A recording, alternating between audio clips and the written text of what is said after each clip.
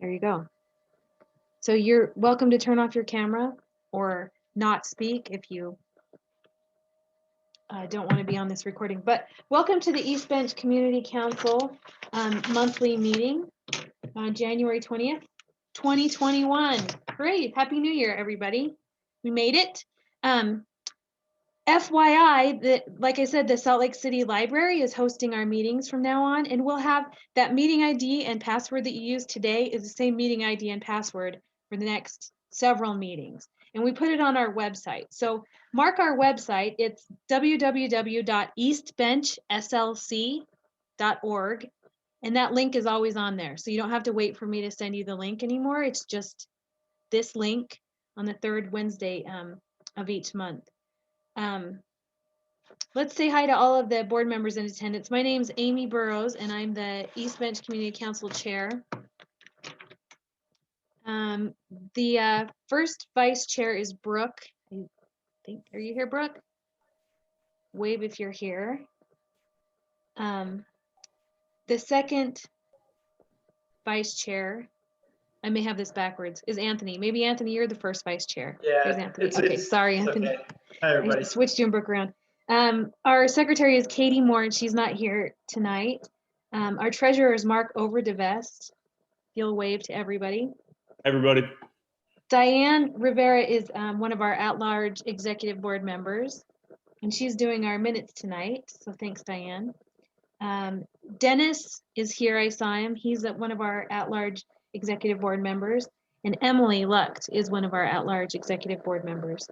So welcome to all of you guys. Now, all of our email addresses are on the bottom of the agenda. So if you need to send a message to anybody, ebcc.chair@gmail.com is my address. And I check the email pretty regularly, but you could email any of the other officers if you have a question or need to say something to us. Okay, Amy? so yeah. Amy, it's Brooke. I'm here. Hi, Brooke. Nice to see you. You're an iPhone this evening. So our next meetings are the third Wednesdays of the next coming up month. So February 17th and then March 17th, April 21st, May 19th, and June 16th, and then we take a break for July. And we'll be back after that in August sometime, but I'll give you those dates coming up. Our first thing this evening is Detective Nathan Meinzer from the Salt Lake City Police Department. He's got a new title. He's been gone for a few months and he came back with a totally new title. He's the Liberty Division Community Liaison. You will remember he was our Community Intelligence Officer for a year or so. But he has kind of a new role. He's got a lot more people to boss around. Nathan, why don't you take it over? Tell us what's going on. Thank you. I appreciate it. As she mentioned, yeah, I've got a new role. So what we ended up doing is we moved a bunch of bodies back to patrol to try and help out the front lines to give some better front end service for our community because we're kind of hurting a little bit there. So with that, I now represent districts 5, 6, and 7. So those 3 districts are kind of my wheelhouse now. I wanted to kind of give you guys an idea of the other things that we've done as well. So we now have a Liberty Division bike squad. They're solely dedicated to Liberty Division. So that's districts 5, 6, and 7. So anytime that we have hotspots pop up or we need some extra patrols, those are going to be my guys that go out. They've got a sergeant and 5 officers. We do have a good working relationship with the other divisions. So if we need to adjust different days off or whatnot to work on a different problem, they're more than happy to help out as well. So also we have a park bike squad, which is solely dedicated to the parks. So anytime that there's an issue at any of Salt Lake City's parks, give us a call. They're going to be the ones that are there. That's their sole purpose. They patrol the parks, they go to them, they meet the people there, the kids there, they interact with them, try and have that good interaction. So that's it. That's plus side. Councilmember Dugan has some updates for staffing if anyone has questions on that, kind of more specifics as far as numbers. But my duties have changed a little bit because obviously that's a lot more area to cover, but I now I report directly to my division commanders. So I work directly with our lieutenant and our captain. So anytime that we have problems, the information gets straight to the top. So instead of kind of going through this chain of command, I get it from you guys, and I get it from our CompStat folks, and I say, this is a problem, let's work on it. And the benefit of that is they're completely over the guys in patrol in their division. They're over the bikes, they're over gangs, narcs, vice. So we get pretty much instantaneous results when it comes to having to create operations. So that's a big plus to this. So I wanted to real quick, we'll kind of talk about the stats real fast. Amy has them up, thank you. So if we look through, we're comparing to last year's from December of 2019 to this year. There's two numbers that I kind of a little worried about. So the larcenies and car prowls, those are the numbers that I'm kind of focused on right now. Coming back, that's kind of been a big thing that people have brought to my attention. And one of those things is the condos, Canyon Crest condominiums up on Donner. They got hit pretty hard and they had a lot of vehicles broken into. So I've been working with our property crimes detectives, and we kind of discussed some ideas as to what we can do to help them. So Hey, I went up Detective there- Meinzer, real quick, is this the property that you met Martha about? Yes. So she's on the line. I think she's prepared to speak about that for a second. Should Oh. we have her tell what the situation has been from the resident's point of Absolutely, view, yeah. and then you can talk about what the Perfect. police did? Martha, are you prepared to talk about that?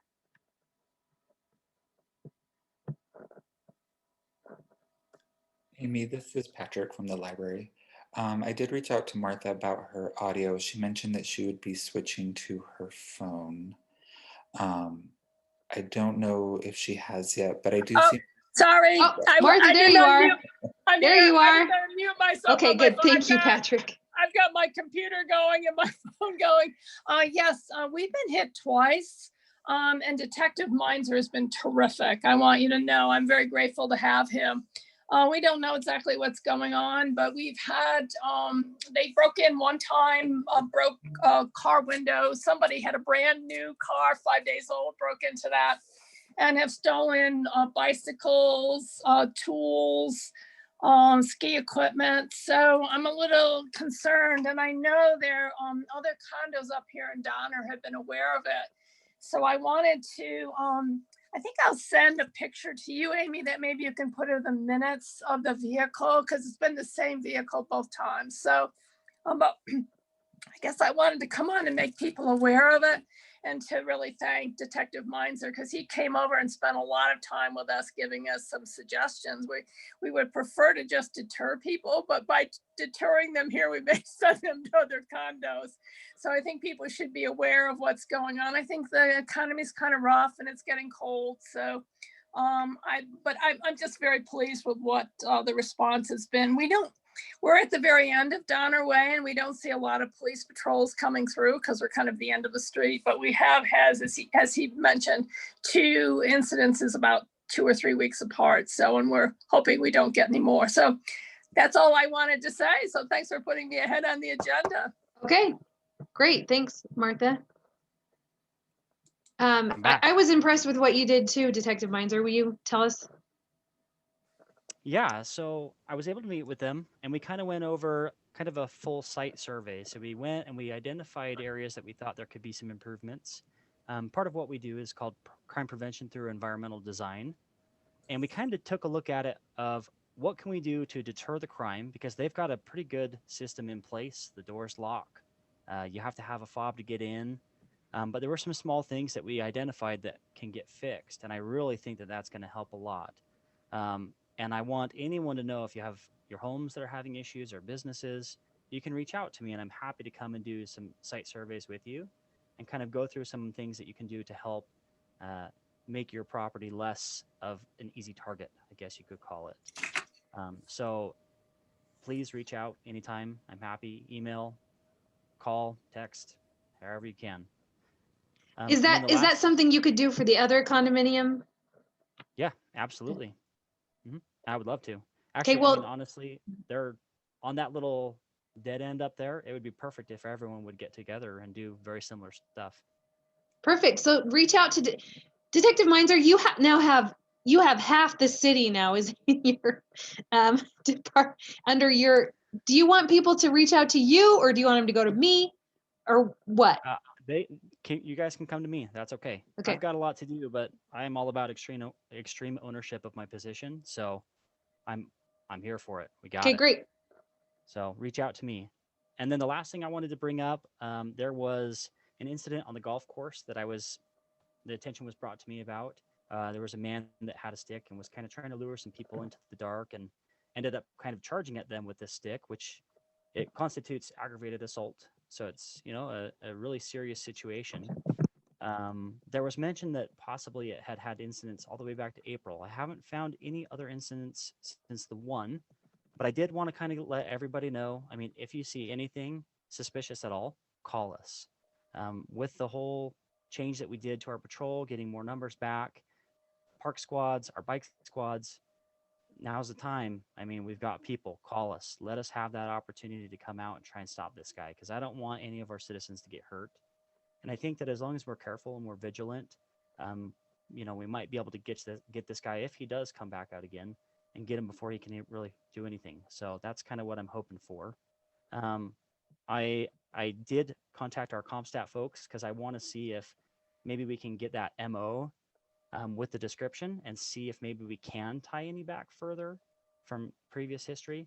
But so far, we haven't found anything. So if anyone knows about anything, reach out to me. Let me know. I would love to hear about it because if it's a multi-issue thing, I need to know. So Did everybody hear what that was? Somebody on the golf course ran at somebody and tried to call their dog and was acting kind of shady, brandishing a stick.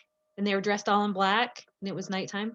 So if you hear of anything else like that, those people need to give that information to the police so they can find that guy.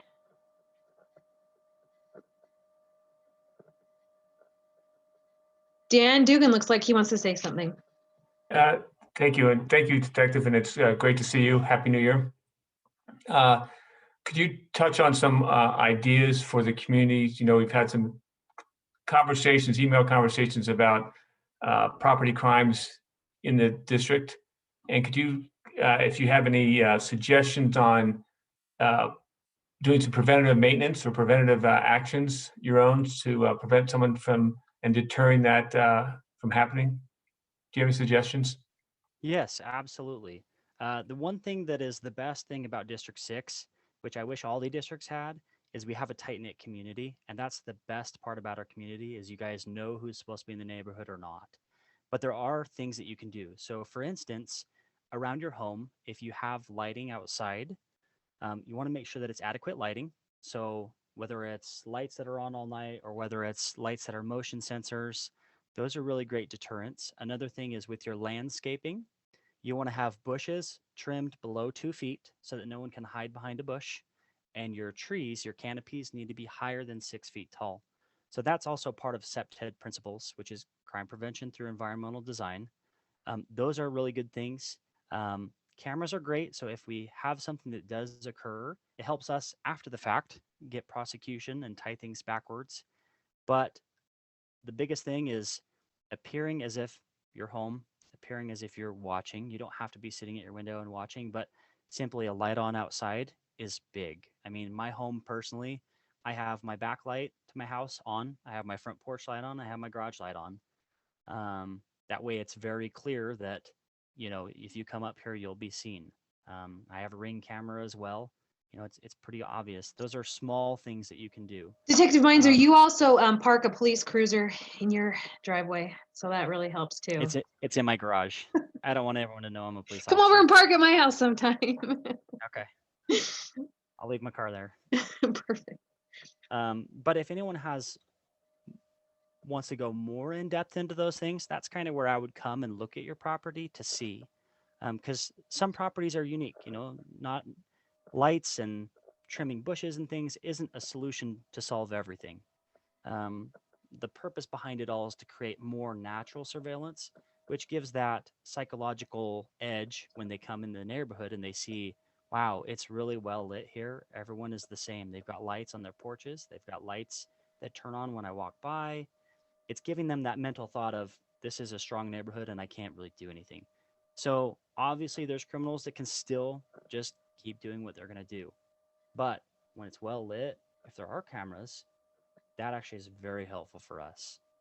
So when it comes time to prosecute, like we saw last year where we had, I think it was 86 cases that were linked back to a small group of people, you know, it's really good to have well lit with cameras, and it gives us great opportunity for prosecution. So hope that answered your question, Dan. Thank you. Thank you.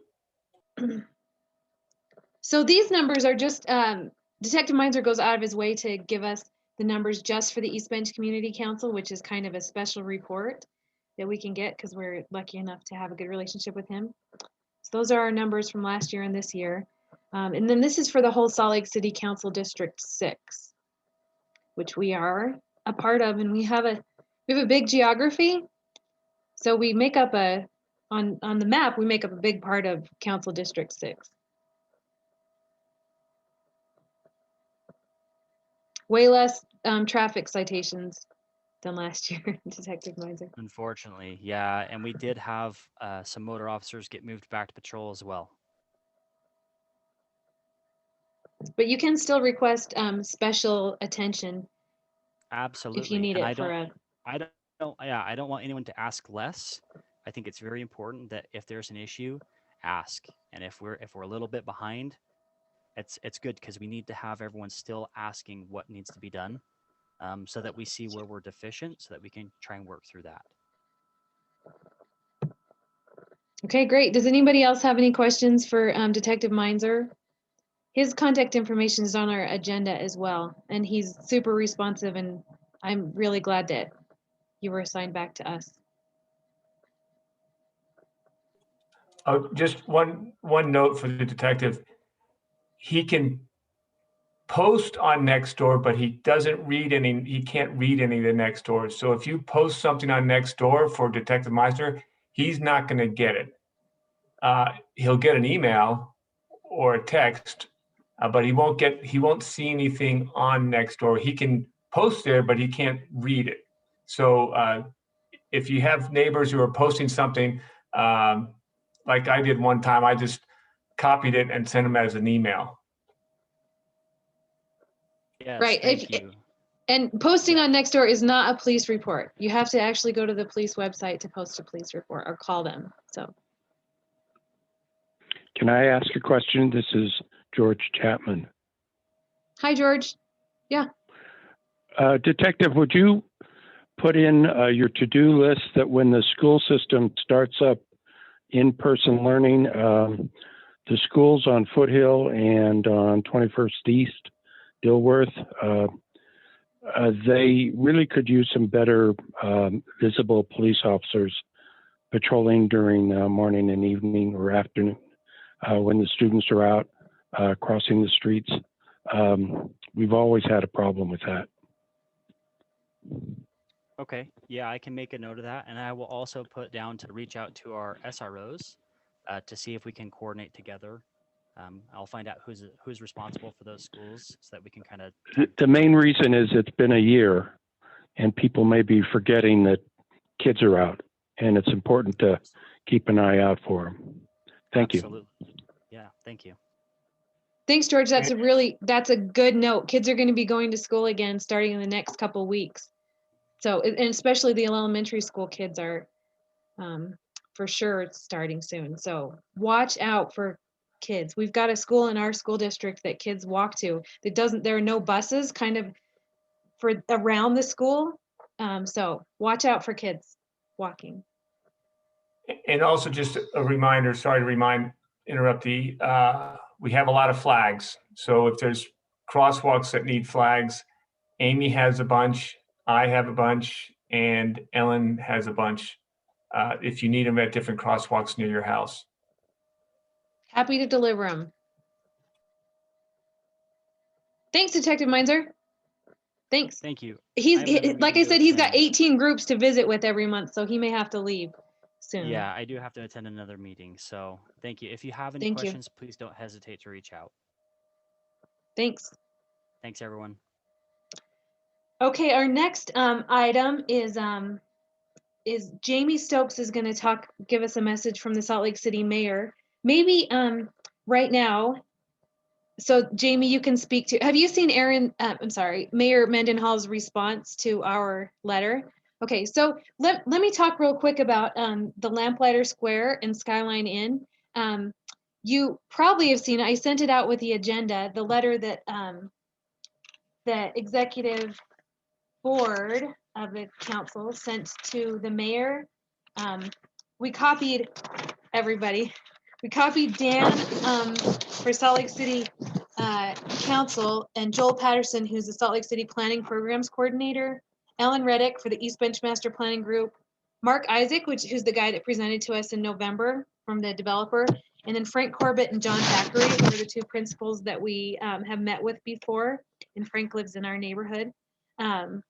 With this letter that Anthony composed, and then I worked on too, talking about all of the things that we discussed in our November meeting about how does the project that they presented, does it match the East Bench Master Planning plan, our master plan? Does it fit in the neighborhood? Is zoning okay? What about traffic? What about housing, community opinion, all of that kind of stuff. So hopefully you got a chance to read that letter. If you didn't, it's on our website. And maybe Anthony, will you throw up a link to the letter from our website in the chat? So if anybody, can you do that? Thanks. Anthony's handling our website right now too, so his hands are full. But anyway, we sent that letter to Aaron Mendenhall because we heard that the Jamie asked us to weigh in on it. The developers got a chance to meet with the mayor, and we wanted a chance to say our part. And Jamie said, well, just tell me out of the horse's mouth, but just tell us what you said. And I hope that we represented all of your comments well in our letter. Check it out and give us some feedback. So Jamie, if you want to tell us what the mayor's response to that was, and whatever else other news you've got from her.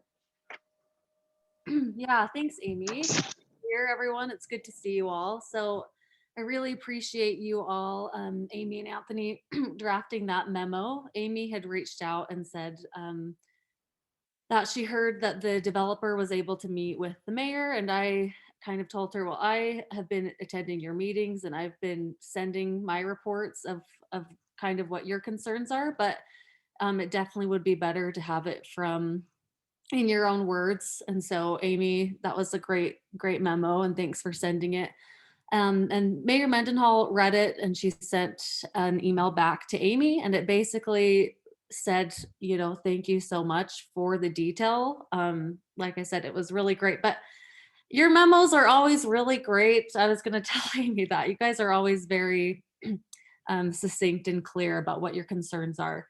So anyway, she just echoed that, and also encouraged you all to bring up your concerns with the council, as it would the area would have to be rezoned, and that process is done through the council. So that's kind of a summary of what her thoughts were, but definitely encouraging you to bring it up with Councilmember Dugan, who's been here and heard your concerns, and as well as the other council members. So I think that covered it all. And then just to move on. Jamie, sorry, do you think it's okay if I post her response email to to that section of our website so they can see what she said?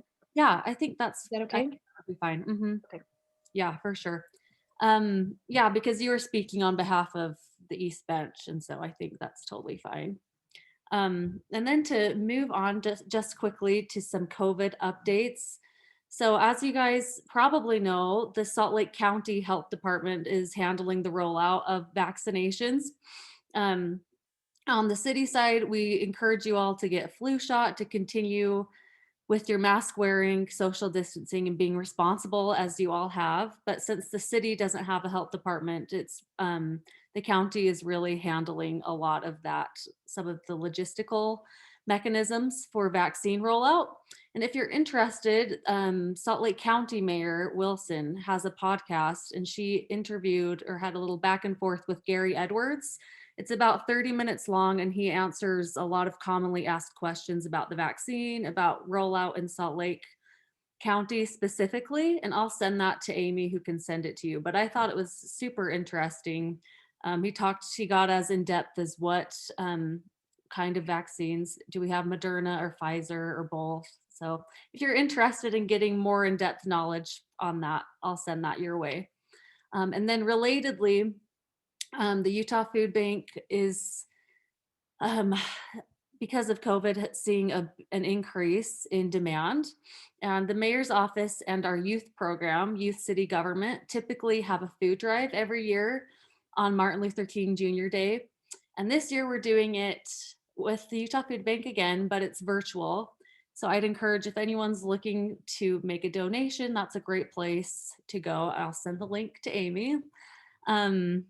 Yeah, that would be a great help to people in need and also to our Youth City Government students who are putting that on. And then I wanted to update you on 3 meetings that are coming up that I think you might be interested in. In like the next 2 weeks, it's kind of busy just because it's a new year. So next Tuesday at 7 p.m., Mayor Mendenhall will be giving her State of the City address.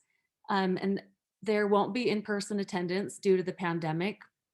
But there is a link for people to watch to hear what her plans are for this next year for coming out of the pandemic, hopefully with the vaccinations. And that'll be, once again, next Tuesday at 7 p.m. And I'll send Amy the link. It'll be on YouTube and Facebook Live to watch.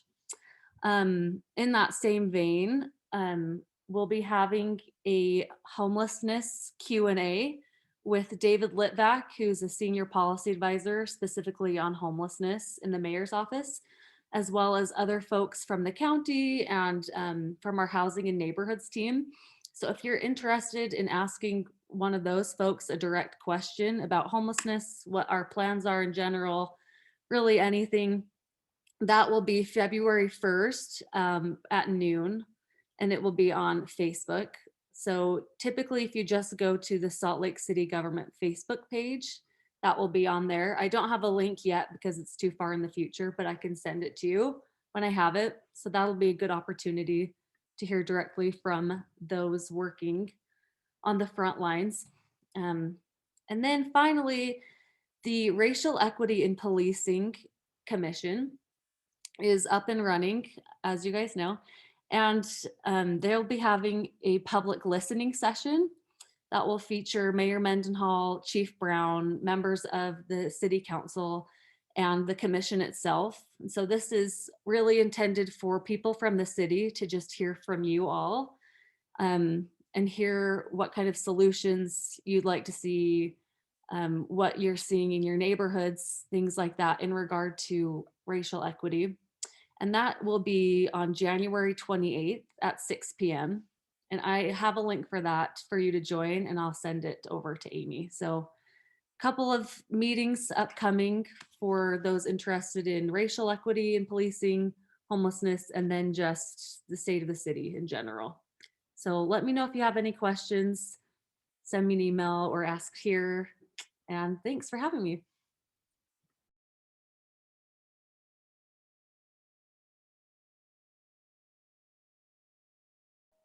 Thank you, Jamie. Thank you. Any questions for Jamie for the mayor's office? I'll put that letter up. Jamie gave you that bold strokes of it, and I'll put that letter up on in that section. Oh, somebody asks,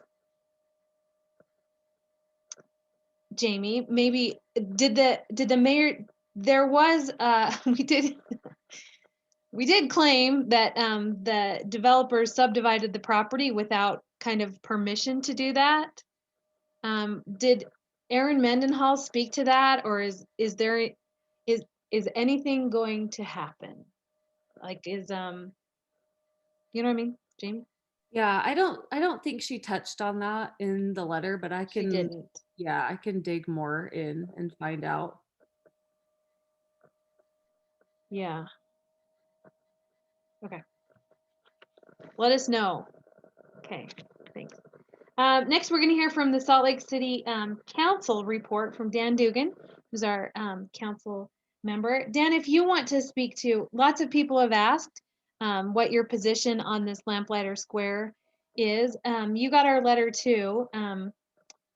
I've seen an email where you took a position, but if you want to express your position on that right now, and then also give us your advice on what we should do. Do we just tell you that we don't want zoning changed? Is there a time in the future that will be appropriate for us to like lobby the other members of the Salt Lake City Council, or if we should send our letter proactively, or what? Give us some advice. Okay, thanks. Appreciate that. As far as lamplighters, I've been at all the meetings from that started earlier on in the year when they first came out with their first idea. So I've been at all of them and I've heard everybody talk, and I have the same concerns you have. I live in the same neighborhood. I'm just 2 blocks north. So all the concerns that you have, I have those same concerns. So, but I'm hearing you. But I think when you put out that letter, that was a very strong letter. When you had 80+% saying they did not support the development as presented, that was a strong message to them also. So what I gathered from that was that Mark's going, and the developers are going back to the drawing boards to come with some other development idea, another plan. They haven't presented that because I've asked that the last time I asked that, they had not presented that to the Planning Commission. So they present that to the Planning Commission. Here's what we want to do with the rezoning. Here's what we, how we want to see this fit. And they have not done that yet. So, and I want to reach out to them again and ask them to do that, re-engage us before they go to the Planning Division or the Planning Commission. So we don't get in the Planning Commission says one thing, and then we have a 45-day window where we have public input. And I kind of look at that. We should do that proactively before it goes in there with the developer. That would be my opinion. Reach out to them and ask them to see their plan beforehand. They don't necessarily have to do that, but I think that's a good way. And if they want to work with us, that would be the best way. The Planning Commission then looks at it and says, hey, they can either vote it up or down, vote it down. Then, or not vote it up or down, recommend approval, recommend not approving it. And that approval comes to the City Council. But after their approval, there's a 45-day window where the public can comment. So after the planning, if it's not either way, the community should make comments. You can make individual comments, but you can also make the same type of comment here saying, hey, the East Bench with 100% voters, we had 80%, 90%, 100% said, we agree, we don't agree, whatever your state is. That's very powerful. And we send that out also to the other council members at the same time and let them hear that also. Because there will also be a time when the public, this comes to the City Council and there's a public process where you can make comments on an ordinance coming up. And there's usually 2 events for that at a City Council meeting. But that's when it's at the City Council level. So I think you did the right thing. I think the first message and the first meetings were spot on. And I think we're headed in the correct direction. But it would be nice if the developer would come to us come to the community beforehand, before it goes to the Planning Commission. Dan, I have a quick question. You said that after it goes to the Planning Commission, let's say that we don't see it, it goes directly to the Planning Commission. After that is when we would have 6 weeks? Yeah, I think it's 45 days, and I say 45 days, I don't think that's calendar days, that may be calendar days or work days, but yes, 6 weeks. And you're the only person on the Salt Lake City Council that I sent this particular letter to. Do you think I should send this letter to the other members of the council, or are you going to be able to lobby for us, or what do you think I should do? At this point right now, I don't think I wouldn't send it out yet, because this isn't the final one. Okay. I think sending it out now, it would get lost. Okay, that's kind of what I thought. There's not a project to attach it to, but. Right, because we've already told the developers and said, hey, this is how we feel. Now and they have their marching orders. And now that if they were to give that to the Planning Commission, and the Planning Commission would say, hey, all these issues, we recommend approval, we don't recommend approval. You know, their recommendation, whether it's approval or not approval, that just goes to city council. It has some weight on it, but your voice also has some weight on it. So, but Dan, if they decide to do something that doesn't require a change in zoning, they can do that without notice. We only get notice and input if they are requesting a change in zoning or something like that. Right, so there's two zoning, there's a CN and a CB. Yeah. They could, I don't know how they do that because they sold part of that to the liquor, Right. DATC. Yeah. So I'm not sure how they could do that, but if they could somehow finagle where they don't have to change any zoning or go anything else, yeah, they could build whatever is within the zoning amendment or ordinance. Yeah.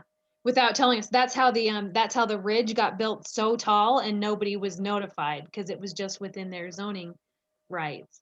What do you know about if they one of my points is that curb cut out onto 17th South that they own right now with Skyline Inn, that services 19 parking spots, 19, and Right. very low traffic because people are not driving in and out of that motel. So, No. but if they change it from a one way, one car, one lane, do they have to apply? Will we get a chance to say something about that? Because if they change that to like, this is the main in and out, that will be a huge change to 1700 South. True, and I can't answer that question if that would be a zoning change or an amendment to their zone, because it may not be an amendment to the zone. Anthony's got his hand up. Yeah, I was just going to say, one of my biggest concerns with the entire project is just 1700 South and the congestion that's going to create. I mean, we only have like 4 streets to cross Foothill in this entire area. I rely on 17th every day because there's no way I can get across on Kensington or any of the other roads without a stoplight. I'm wondering, can they go and request a curb cut expansion without doing a rezone? Because I don't know if that's going to go through the same channels where we have to have a 45-day window and public comment. I'm concerned that they're going to ask for a larger curb cut, and then they're going to claim that they have the legal right to flow all the traffic out to 17th because they own the land and that's how they choose to use it. You know what, Anthony, send me that question so we can get that ask the planning commission. I don't have an answer for that. I don't know. Yeah. So we can. Yeah. I would imagine like the DABC, part of like their purchase agreement was that they had to have easements across a developer's land. So I'm wondering, do they already have one that says that they can go across onto 17th? Like, Right. There's just a lot of things that probably won't come to light during that public comment. Right. I just don't know if they could develop the area without having a rezone of the 2 different districts or zone. Yeah. Yeah. Well, that curb cut would have to take over the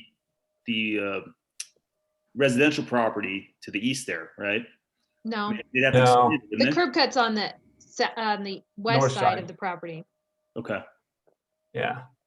and the residence is on the east side. So Skyline has a curb cut right now. I made my husband go over there and took pictures of it, and it only services 19 parking spots, which we are fine with. 19 car parking lot coming out on 1700 South. We're fine with that. That's Yeah, it. but they'd go right through all the way to the other Right. side. And like Anthony said, if they had to give easements to the state when they sold that back parcel that has no access to any other road, they must have given them easements across something. And this is a question I'd asked I have some more information about responses from the developer that they haven't answered yet. We could talk more about that, but yeah, Anthony, send that question to Daniel Dugan and he can ask the planning and zoning people about what's the deal with the curb cut. Right. Sounds good. Okay, thanks. I would like to just say, and maybe some of you have this, I've had some experience with the Planning and Zoning Committee because of a house in my neighborhood directly, but they're usually pretty receptive. But I think that we need to be proactive with them, because the more they know ahead of time, the more willing they are to listen.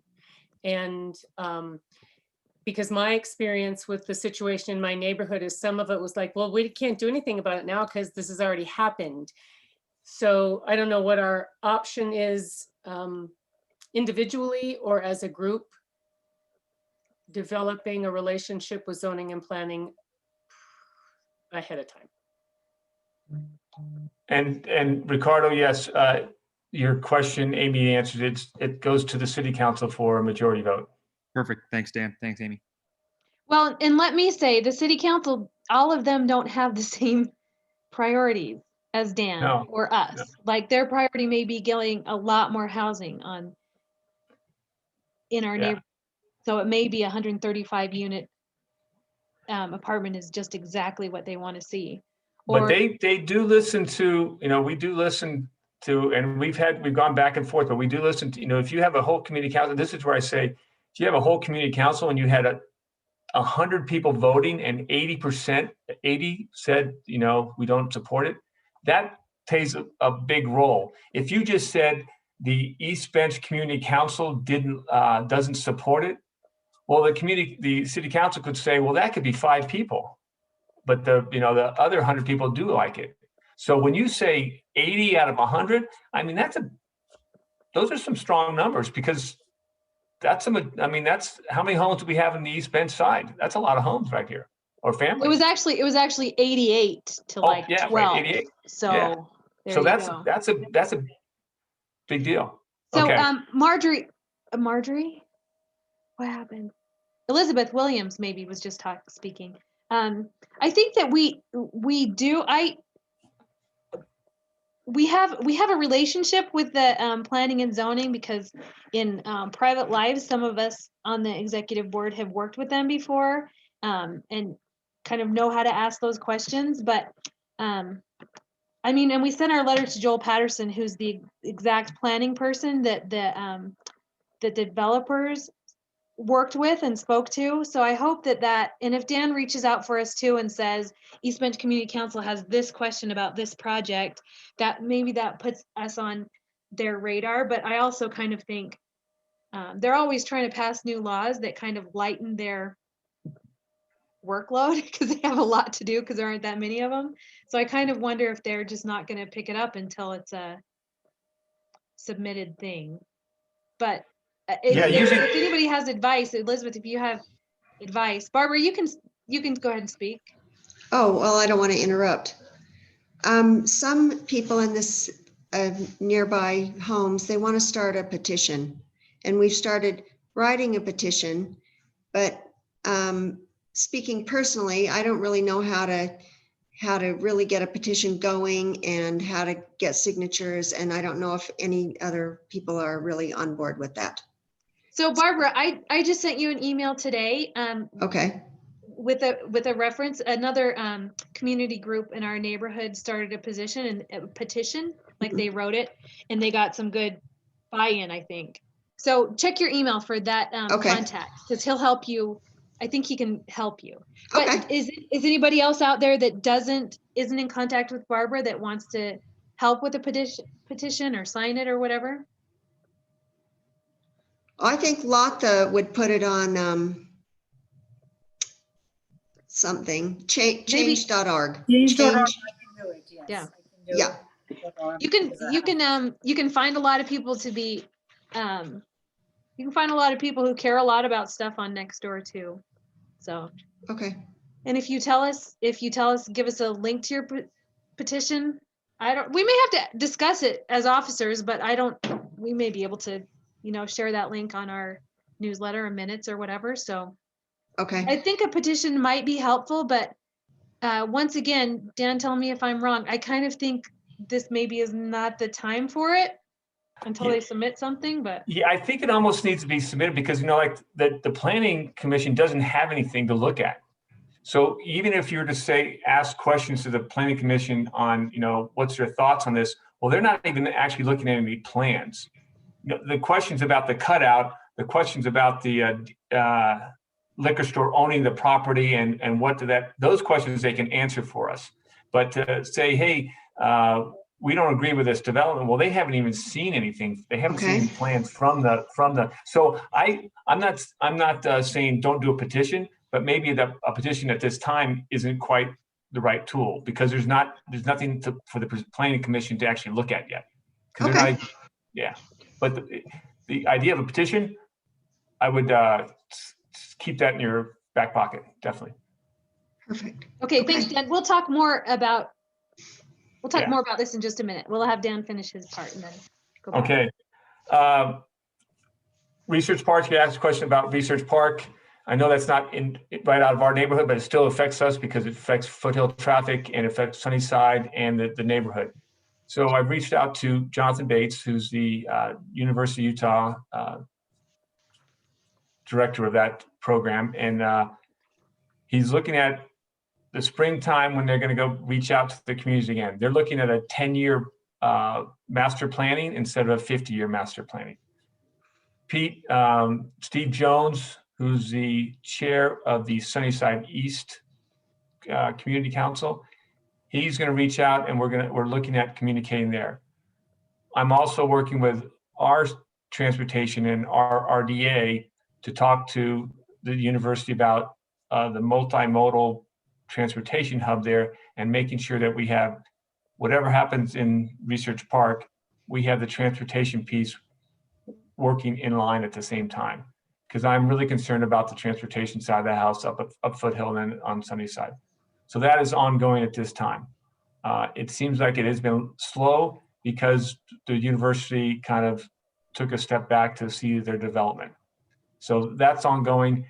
The transportation multimodal has a lot of players involved in here. You have UDOT, you have the state, you have Wasatch Front Regional Command or Council, you have the city, you have a lot of stakeholders. So we want to make sure that piece has got a lot of traction before we have development, because we want to have transportation and development at the same time, not development and then 5 years later we need transportation. So that's where we are at Research Park.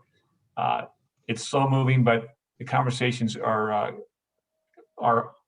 ongoing. The policing, Detective Meiser gave us a good up brief. Last night, we approved to lift the hiring freeze for the police. This past year, we lost 54 police officers to separations, retirements, or resignations. And so that has impacted us across the whole city. We have recently graduated a class of 18 officers that will start hitting the streets here shortly. And as Detective Meiser kind of noted, that they did move 20 officers from different positions to start working patrols. So they're working on the patrol side of the house. And that's been that's an ongoing, and the mayor and the chief came out again about different plans on really addressing some of the high crime areas. With that said, part of the city council's and working with the REP, the Equities in Policing, and that commission is fantastic, and their facilitators are wonderful, and they've come up with some very good suggestions, because one of our concerns is the hiring side of the house. We've lost a number of officers. We're changing some policies. We want to make sure that we're hiring under the new vision and the new values that we're trying to put forward. And part of that is the officers should be representative of the communities that they serve. And right now we don't have a lot of representatives from the minority communities, the people of color. And so we want to make sure that we're hiring the right people. And also we want to make sure that when we're training them, they're called field train officers. The field train officers are also not a high propensity of or low propensity of them being people of color. So we want to make sure that engagement is strong across the whole city. I look at it as you have a lot of police officers coming in here, and they may have never dealt with people of color in their whole life. And then they now work in an area that has people of color, and they may not know how to interact with them because all they know is probably of fear. So we want to make sure that there's field officers that are trained to be able to train them into making sure that they can feel comfortable in any environment. And so we need to make sure that we're doing really a good job on making sure we're hiring the right guy. Because if we hire the right guy, it's less costly than if we don't hire the right guy. So we want to make sure we're hiring the right officers. They also have a group that's talking about the school resource officers. And that's another avenue that we need to make sure that we're not having school resource officers make it from schools to prison. They got to be working, and they got to make sure that they're doing the right thing and they're collecting the correct data. And then there's some policy things that they're working on, making sure that the policies are clear and that there's not multiple paths here.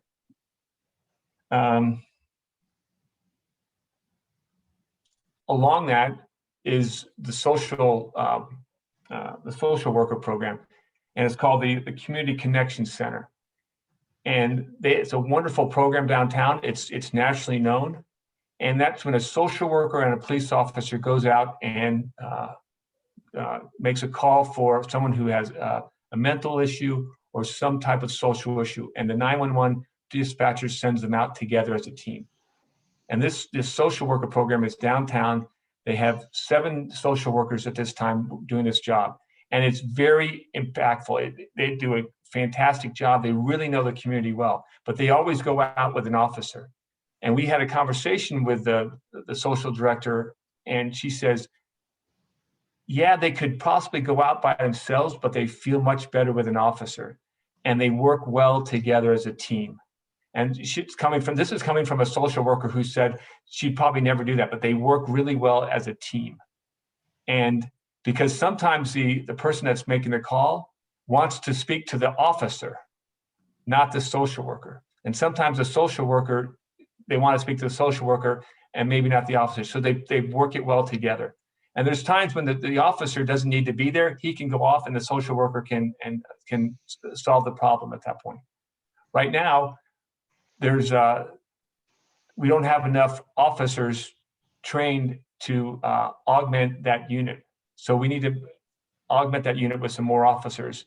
And we also have to bring on some more social workers at the same time.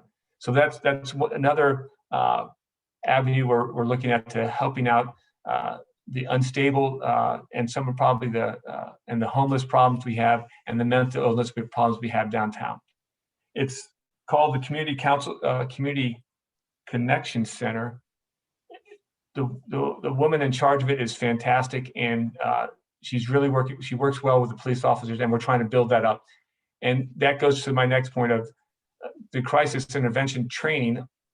Police officers get trained off the bat initially on that training, but not all of them are getting refresher training. So we need to make sure we get a refresher training, because that's the kind of officer we need across the board, because then they can better handle the mental and the mental and social problems that sometimes that are out there on the streets. That's on the police side of the house. The shelters for the homeless, we actually have 200 more plus beds than we had last year, but they're nearly full. We just opened up the Airport Inn with 120 beds for men, women, and couples, and it filled up. Jamie, correct me if I'm wrong, it filled up within a week or so. So our shelters are filling up. Our motel vouchers are being used. We're putting as many people as we can into shelters as possible. And that is as an ongoing battle. We're working, and hopefully working also with the county on that.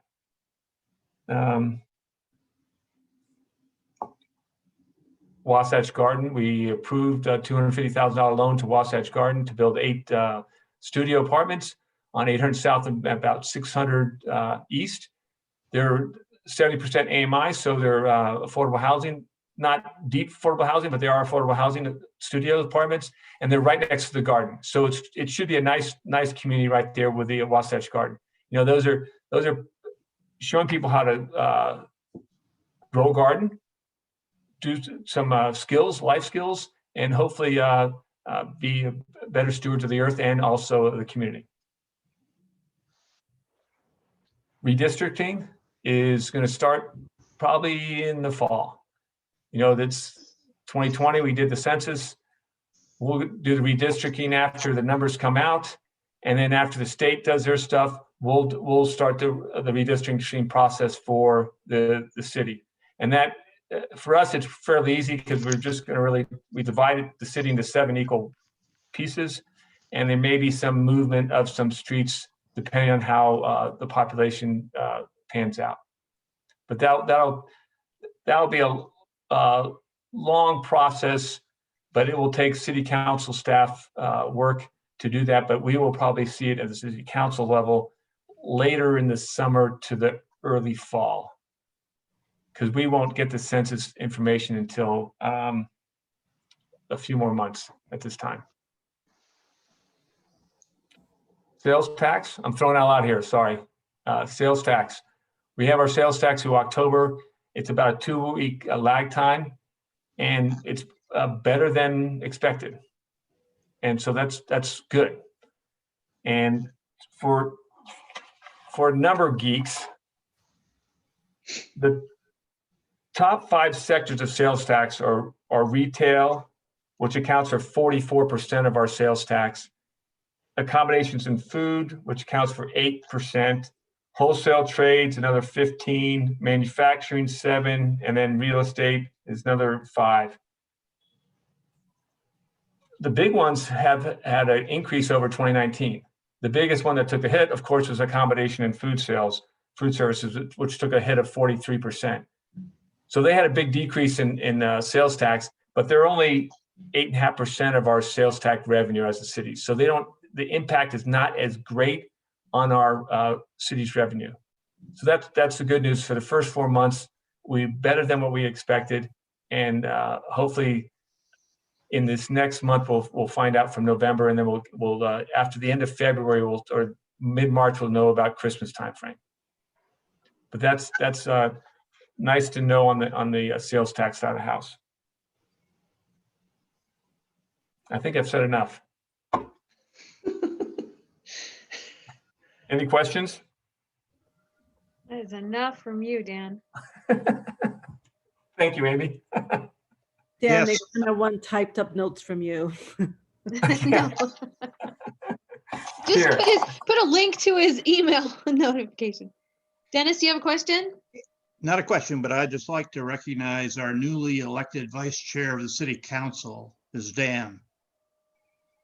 Yeah, the RDA, yep. Congratulations. Thanks, Dennis.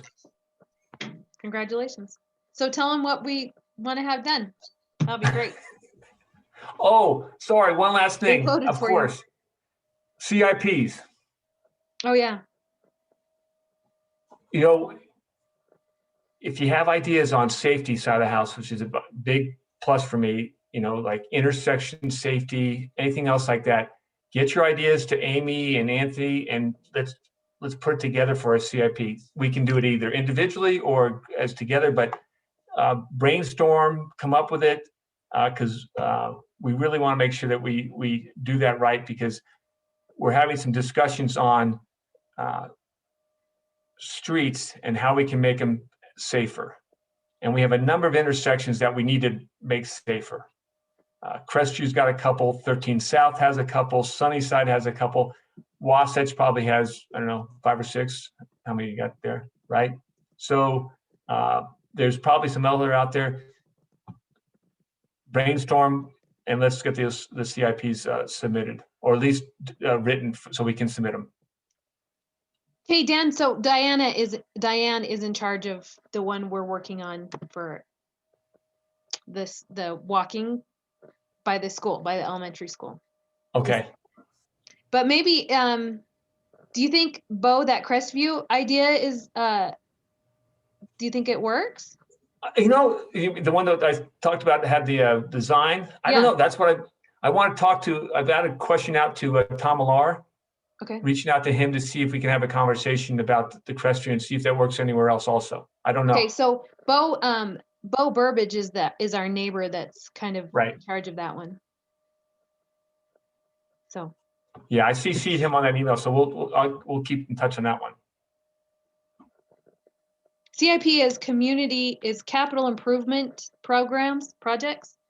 And you can there's a community directed portion where they give the money to say, what do you think is important? So then we can kind of apply for a grant to pay for improvements like speed bumps. Just kidding. No, we're never going to get speed bumps, but you know, something, street improvement, something. Okay. Dan, thanks. Barbara, what do you want to say?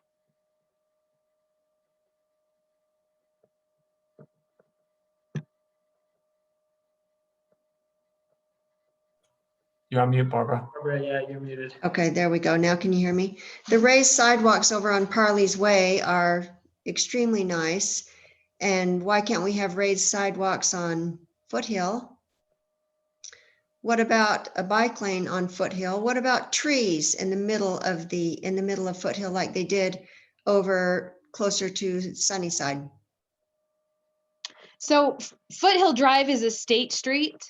Oh, yes, I've heard this So, before. yeah, Okay, there you go. yeah. So talk to your new governor. No, But right.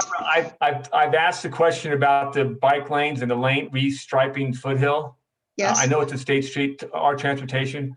I didn't ask about the trees in the middle of the street, but I have asked about this restriping Foothill. So, and because I've asked that about a couple other streets also. So Oh, I haven't got an answer. I just asked this 2 weeks ago. So, but oh, that's a good question. It's Nice. named Foothill Boulevard, so the boulevard of trees would make sense. yeah, Right. that's what I think. Okay. okay, thanks, Dan. Next, okay, let me tell you what the next thing on our agenda is. Let's talk about Lamplighter Square and Skyline Inn update. So let me tell you real quickly. We had someone suggested that the East Bench Community Council kind of meet with the owners and see if we can work out something that's great for everybody. So the thing is, this project, we knew that they were buying all the pieces of all the lots and kind of joining them together, and they had plans for this thing. We've been hearing that, meeting with them, talking to them for 4 years or something like that. And the plans they presented before they seemed great. Like it had sit-down restaurants, and it wasn't, for one thing, it was a 135 unit apartment complex. It didn't have any height issues. These weren't tall buildings that they were going to build. There were still sidewalks. It wasn't a major rerouting of traffic. So we've been in conversation with these guys, the owners, for a long time. So Mark Isaac, who's the guy at Pinion 8, he's kind of like their project manager, I guess. What's his title? He's a principal at Pinion 8 Consulting. Things kind of changed a little bit when he came in, and I don't think it was him. I just think that's the point that the project's at, where they their new presentation that we just got a hold of in November was so different from everything we'd ever seen before. Where before it seemed like it was still a neighborhood meeting place, the size and scope matched in our neighborhood. It didn't require rezoning that we could tell. It wasn't a major change to driving traffic patterns. So it was all going great until this latest presentation was so out of scale. So we've had lots of conversations with them.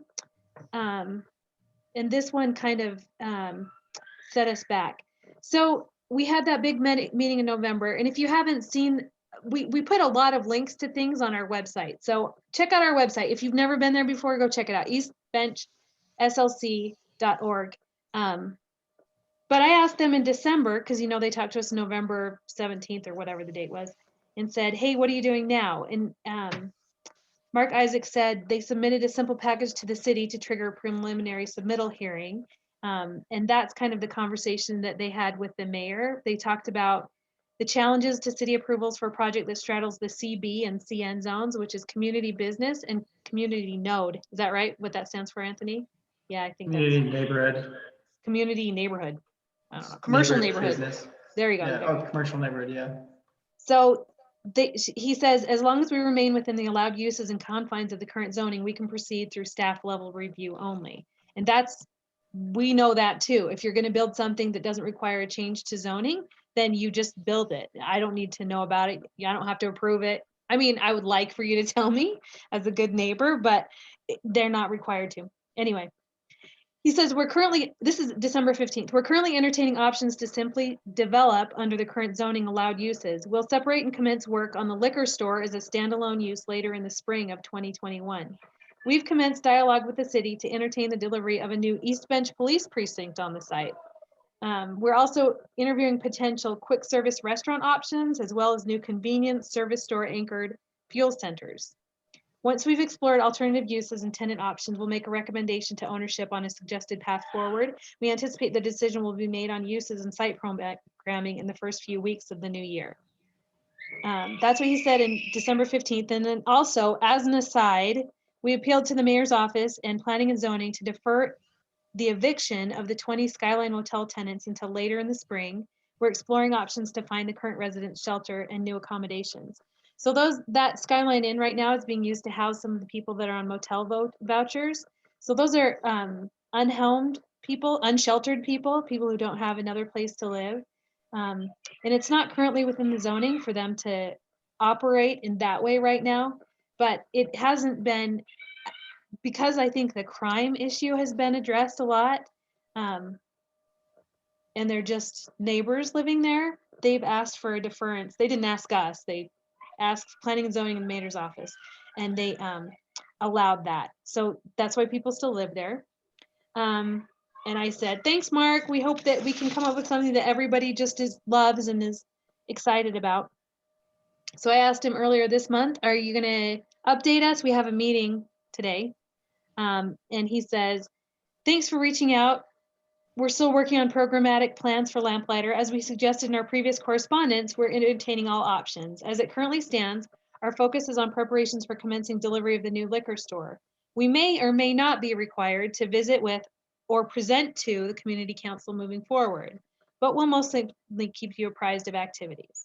So this is a little bit of, well, then we'll just build this Chick-fil-A there. Remember that? And then also saying, we don't have to talk to you. If we don't have to, we might not.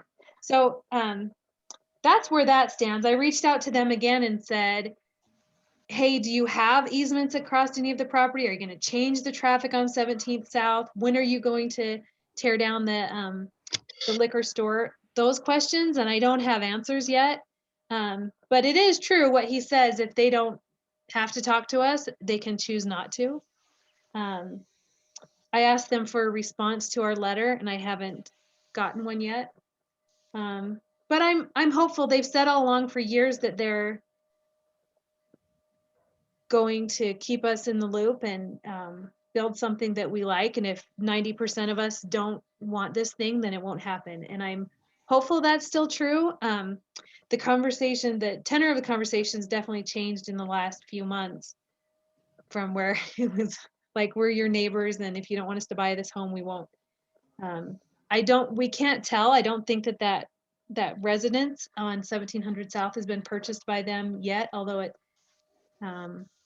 we don't know. They can do that in secret if they want to.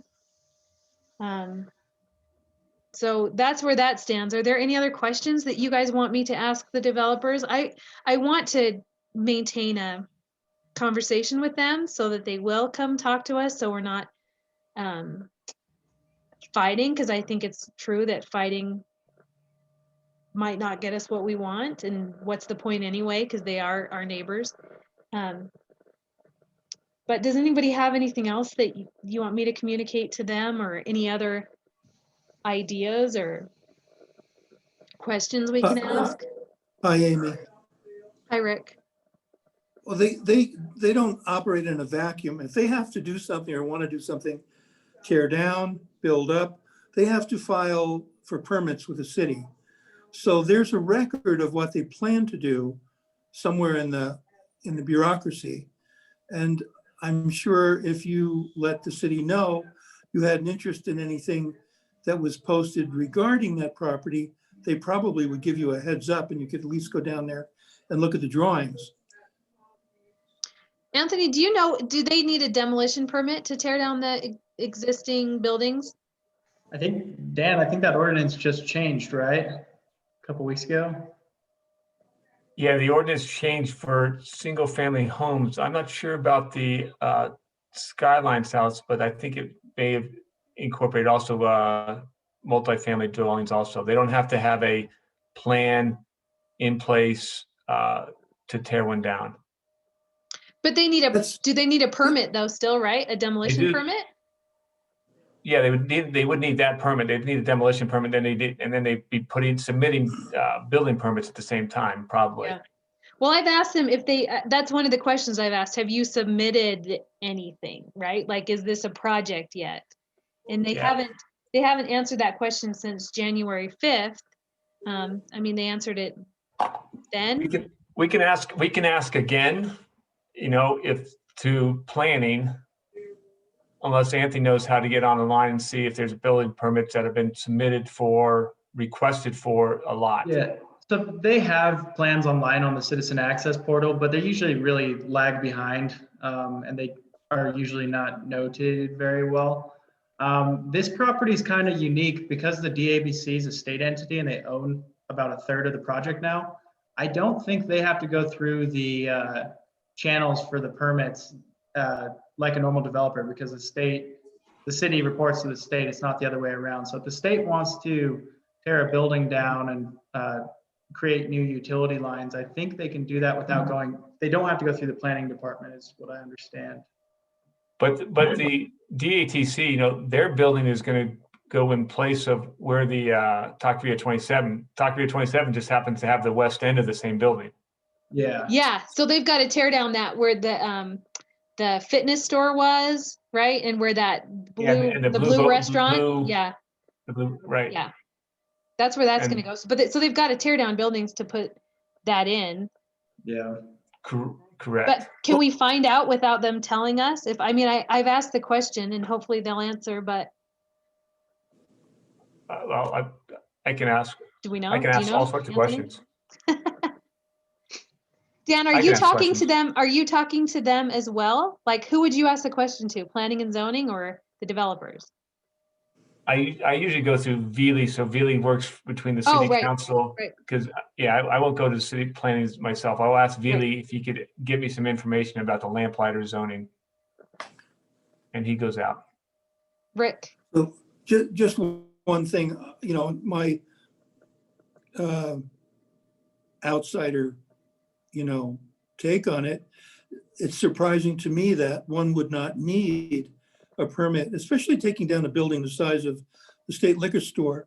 There should be an environmental impact report of some kind when you start ripping into something with a Bucharest Erie backhoe, those huge ones, and they just rip them up and throw them into trucks because they cause dust, and there could be harmful dust in the neighborhood. There could be impacts to neighbors.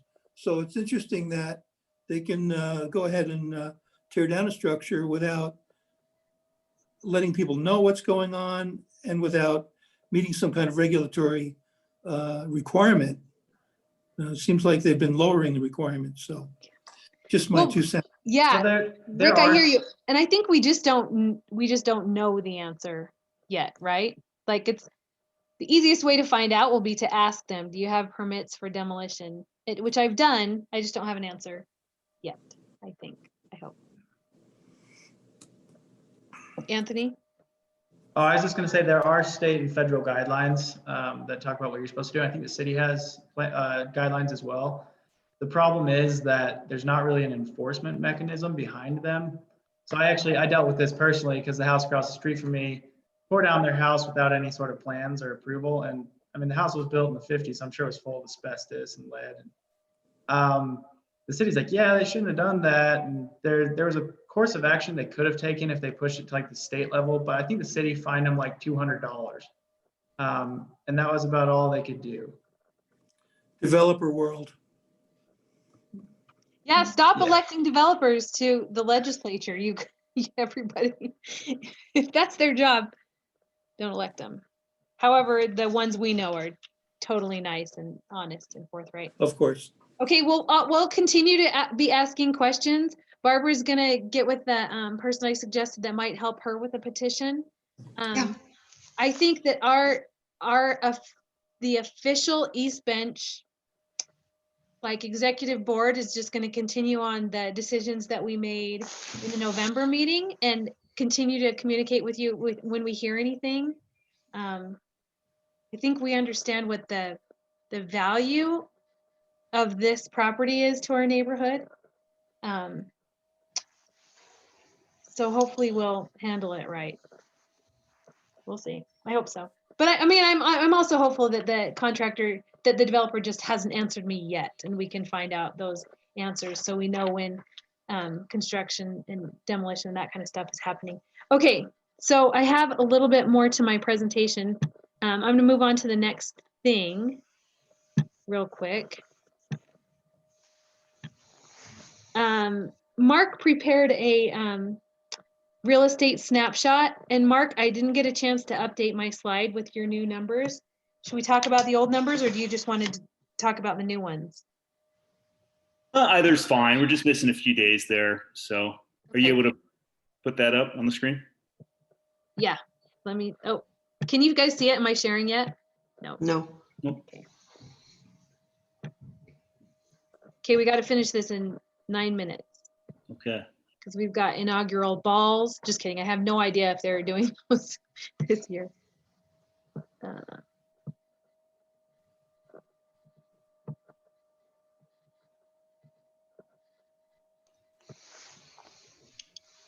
All right. Snapshot. So this is data that's specific to our East Bench here. So that's Arcadia Heights, Oak Hills, and St. Mary's collectively. Continue good news for all of us, of course. I don't think I'm telling you anything new there, but prices were up in Utah 11.8% last year. We just had the national realtor forecast, as well as the Utah forecast from the Kem Gardner Institute. The forecast for this year is 6 to 8% price growth, which is quite strong. And what we found is that post, when COVID hit, we've had a lot of buyers coming in here from out of state, particularly from the West Coast, working remotely, and a lot of them have quite a bit of cash. One piece of data that's of particular interest is that the number of homeowners, of households making over 150,000 went up 15%, and that's for Utah. So roughly 50% of buyers now, collectively, the household makes 150,000 or more, which of course for our neighborhood in particular, since we're at the higher end of the price points, is very good news for us. But of course, first-time home buyers are getting priced out. The inventory is extremely low. In Arcadia Heights, for example, there's only one house listed for all of Arcadia Heights across price points, and that's at Cannon Point, the new development up above. There's the building lots. It's 2.8. It's a spec house, spec lot. Yeah, so just great news. Days on market, the number of days before things are going under contract is falling. There's just not enough inventory to meet demand, and so you're seeing bidding wars across all price points, even up into the million plus. So that's all I got. Thanks, Mark.